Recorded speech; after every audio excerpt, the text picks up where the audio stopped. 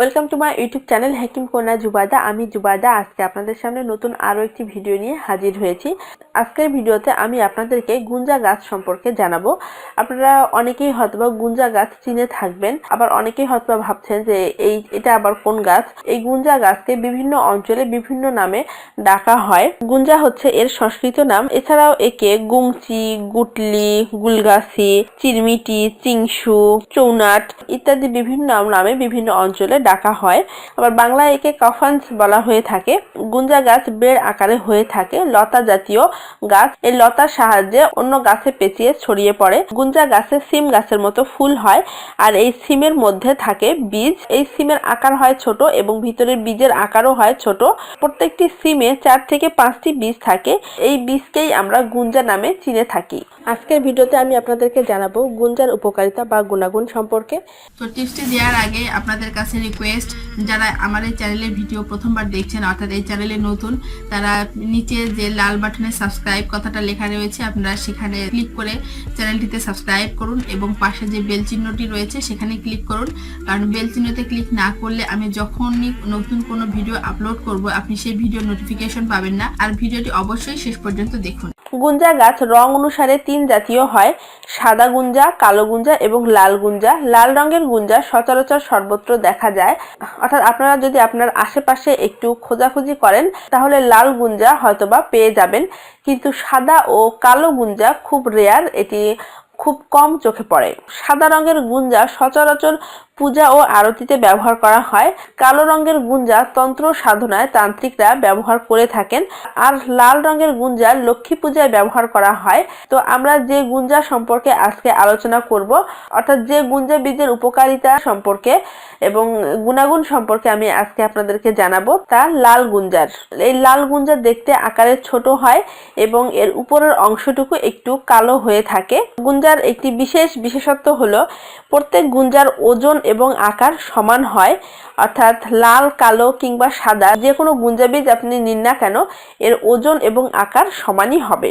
গুঞ্জা বলবর্ধক এবং শক্তিবর্ধক।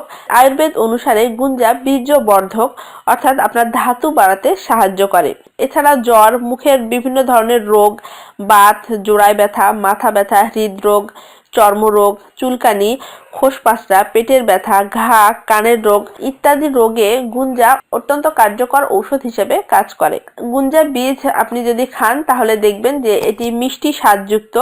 এই গুঞ্জা বীজ অত্যন্ত পুষ্টিকর, রক্তবর্ধক, রুচিবর্ধক, শক্তিবর্ধক। তো এই গুঞ্জার বীজ প্রয়োগ করার ক্ষেত্রে অর্থাৎ খাওয়ার আগে একে শুদ্ধ করার প্রয়োজন হয়, কারণ এই গুঞ্জা বীজে সামান্য বিষ পাওয়া যায়। এই বিষ দূর করার জন্য গুঞ্জাকে শুদ্ধ করে নিতে হয়। আয়ুর্বেদে গুঞ্জার বীজ 3 ঘন্টা সেদ্ধ করার পর ব্যবহার করতে বলা হয়েছে। এছাড়াও গুঞ্জা শুদ্ধ করার আরেকটি নিয়ম রয়েছে, এখন আমি আপনাদেরকে সেই নিয়মটি জানিয়ে দেব। গুঞ্জা শুদ্ধ করার জন্য 1 লিটার গরুর দুধে 200 থেকে 250 গ্রাম গুঞ্জা বীজ নিয়ে ততক্ষণ পর্যন্ত গরম করতে হবে যতক্ষণ দুধ 4 ভাগের 1 ভাগ হয়ে না যায়। দুধ 4 ভাগের 1 ভাগ যখন হয়ে আসবে তখন চুলা বন্ধ করে দিন, দিয়ে দুধ থেকে বীজটি তুলে নিন। এরপর বীজের খোসা ছড়িয়ে খোসা ফেলে দিন এবং বীজটি গরম পানি দিয়ে খুব ভালোভাবে ধুয়ে নিন। এই পদ্ধতিতে আপনারা গুঞ্জা শুদ্ধ করতে পারবেন। আর গুঞ্জা শুদ্ধ করার সময় খুব সাবধানতার সাথে করবেন, কারণ আমি আগেই বলেছি গুঞ্জার মধ্যে সামান্য বিষ রয়েছে, তাই এর শুদ্ধ করার প্রণালীটি সঠিক হওয়া অত্যন্ত জরুরি। আপনার যদি চুল পড়ার সমস্যা থাকে, অর্থাৎ চুল প্রচুর পরিমাণে পড়ে যাচ্ছে এবং আপনি চুল লম্বা করতে চান, তাহলে আপনি গুঞ্জা বীজের চূর্ণ মাথার চুলে ব্যবহার করতে পারেন। এতে আপনার চুল পড়া রোধ হবে। গাঁঠিয়া বা জোড়ায় ব্যথা দূর করার জন্য গুঞ্জা বীজ পিষে সরিষার তেল দিয়ে আপনি যদি ব্যথা স্থানে বেঁধে রাখেন তাহলে ব্যথা সম্পূর্ণ দূর হয়ে যাবে। এছাড়াও গুঞ্জা বীজ চিবালে মুখের দুর্গন্ধ দূর হয়। আপনার দাঁতের মাড়িতে ব্যথা কিংবা মুখের অন্য যে কোনো সমস্যা যদি থাকে তাহলে আপনি গুঞ্জা বীজ চিবিয়ে খান, আপনার সমস্যা দূর হয়ে যাবে। গুঞ্জা গাছের পাতা পিষে যদি দাঁতে লাগানো যায় তাহলে খুব তাড়াতাড়ি দাঁত সেরে যায়। মহিলাদের সাদা স্রাব, ঋতু বৃদ্ধি করতে গুঞ্জার পাতা খুব উপকারী। 5 গ্রাম গুঞ্জা গাছের পাতার রস দুধের সাথে সকাল সন্ধ্যা খাওয়া যায় তাহলে খুব দ্রুত ফল পাওয়া যায়। গুঞ্জা চূর্ণ মাইগ্রেন বা মাথা ব্যথা এবং জটিল ও পুরনো কাশি দূর করতে অত্যন্ত কার্যকর। গুঞ্জা গাছের পাতা 5 গ্রাম হাতে ঘষে 1 গ্লাস পানির সাথে মিক্সড করে প্রতিদিন সকালে খালি পেটে খেলে সকল প্রকার রক্তক্ষরণ দূর হয়। মহিলাদের যদি অধিক ঋতুস্রাব, শ্বেতপ্রদোষ, স্বপ্নদোষ, কোষ্ঠকাঠিন্যতে রক্ত আসা সহ শরীর থেকে যে কোনো প্রকারের রক্তক্ষরণ হয় তবে তা বন্ধ করার জন্য এই গুঞ্জা পাতার রস খুবই কার্যকরী। আয়ুর্বেদে গুঞ্জা পাতার রস বারবার ব্যবহার করার কথা বলা হয়েছে রক্তক্ষরণ বন্ধ করার জন্য।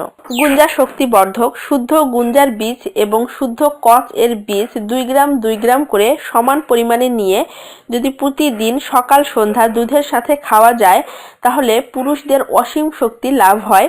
আপনার শরীরে ওজন বাড়বে, বীর্যের পরিমাণ বাড়বে, চেহারায় চমক আসবে, অর্থাৎ পুরুষের সকল রকম দুর্বলতা দূর করতে গুঞ্জার বীজ মহৌষধ হিসেবে কাজ করে। তো এই ছিল মোটামুটি গুঞ্জা বীজের উপকারিতা। আশা করছি আপনারা সবাই এই ভিডিওটি দেখে উপকৃত হবেন। আমার এই ভিডিওটি যদি আপনাদের ভালো লেগে থাকে তাহলে আপনারা ভিডিওতে লাইক দিন, বিভিন্ন সোশ্যাল মিডিয়ায় শেয়ার করুন, আর আপনাদের মূল্যবান মতামত কমেন্টসের মাধ্যমে আমার সঙ্গে অবশ্যই শেয়ার করুন। তো ভালো থাকবেন সবাই, সুস্থ থাকবেন, দেখা হবে পরবর্তী ভিডিওতে। Thank you.